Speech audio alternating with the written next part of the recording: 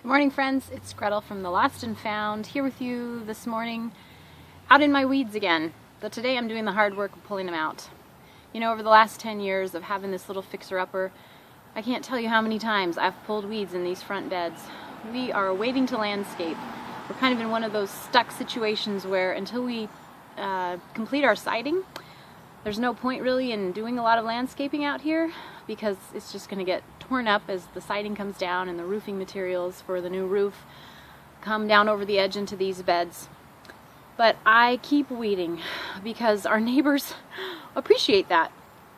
And because we have a little bit of pride. I may be really vulnerable in showing you all my weeds, but it doesn't mean that I like how it looks. It doesn't mean that I don't wish that my yard was pristine and orderly, and someday it will be. I know it will be, but I'm doing the hard work of weeding out what shouldn't be here and waiting until the time is right and I have what it takes to make it what I want it to be.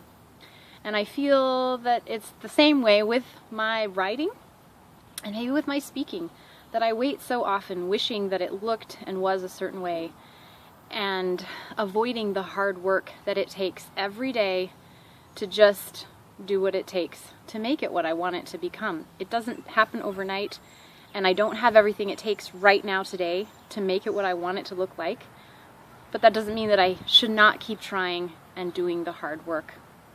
And it also makes me think of Jesus' words, you know, when someone came to him and they said, how many times should we forgive that person who just keeps hurting us? And he said, 70 times 7, right? Again and again and again. As many times as it takes until their heart is changed or until your situation's changed. You just keep loving. You don't give up. And so this little house, it's taught me lots of lessons. And that's one of them, is that I just need to keep doing the hard work. And I need to not expect it to be perfect overnight. But I also need to let people into this mess. And that's why I keep showing it to you. It's embarrassing.